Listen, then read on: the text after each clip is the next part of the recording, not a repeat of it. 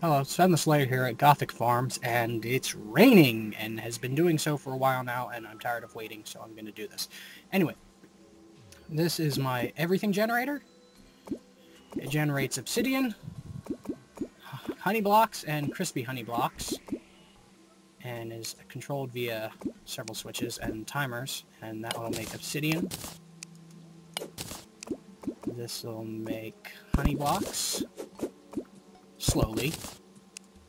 And this one will make crispy honey blocks.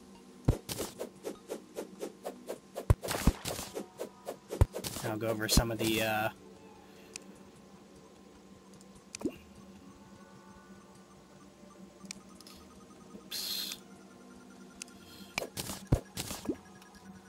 go over some of the quirks with it in a moment after I build it.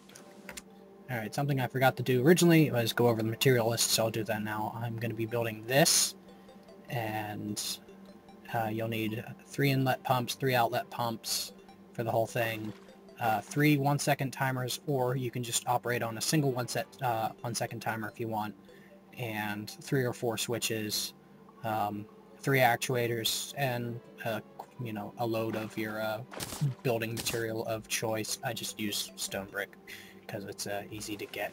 So I'm not going to build the whole thing because I already have it built. I'm just going to demonstrate how it's built. I'll be using the Rod of Discord for convenience. Anyway, this block here, this rectangle, is 11 by 31, and you can make it as big as you want, and possibly smaller if you are hurting for space. But this is the size I started out with. And it's primed with 2 buckets of water, and probably will even prime with 1. But with this block here, it'll keep it from going completely empty, and so it'll actually never empty itself out. Anyway, up from there, you want to start building stairs, and still raining.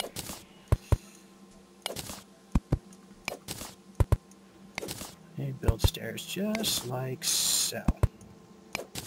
Till you get to the end and start building a wall, and you want to go up 1 from there and out 2. Start building the next staircase.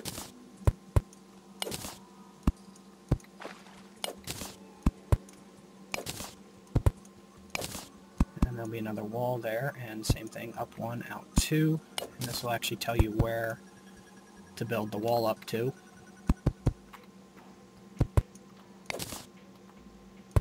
Still raining. Over 24 Terraria hours. Still raining. Oh, well, it's not nearly as annoying as the rain in Minecraft. And then this wall will actually go with 1 up from there.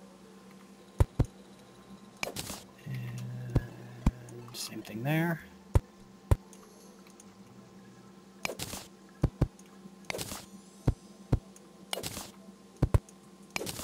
Now if this was a little taller, that would actually continue on there, but since it's a little short, but you just build up to the top and then place the outlet pump,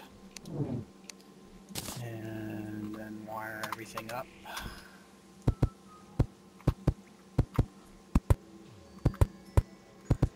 And these climbing claws are very convenient for this.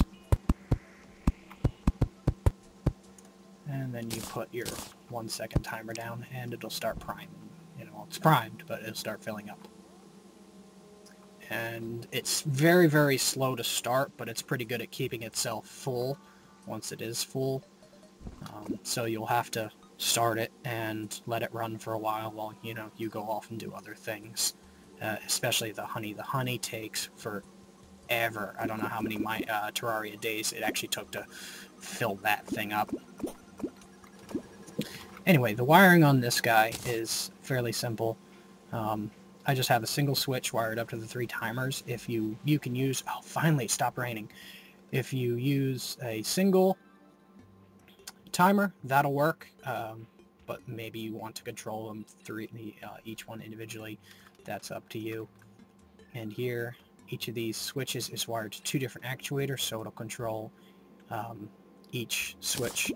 But if you saw me goof earlier, if you switch from one to the other, it'll actually become the third option, I think. Yeah, so it's a little funny there. Just a couple more final notes before I finish up. I've actually reversed the water and the honey. As slower liquids should flow in from the side, it actually speeds up collection a little bit. And another thing you got to look out for, it doesn't matter so much if you have each switch wired up to 2 actuators, but if you decide you want to, you know, finer control and want each switch correlating with a single actuator, and that's how I originally had this design. With lava in that block here, anything that flows into this space will automatically be deleted. See, watch. It just immediately gets deleted. So that's something to look out for, but with this system, 2 actuators for every switch, you don't have that problem. And water in this block here can actually turn a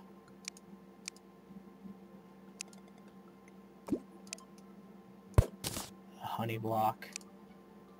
That should turn into a honey block, yeah. Water in that block will turn that into a honey block. So that's just something to look out for. Doesn't matter so much.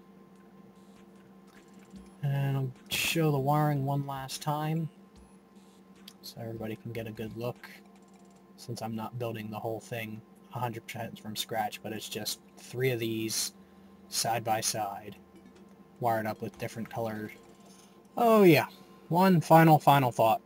When collecting, you want to make sure not to accidentally destroy the structure, because especially if you're collecting lava and you break this block, you'll get lava in your face, which is how, you know, this gravestone got here. I hope that is clear enough for everybody. Thanks for watching.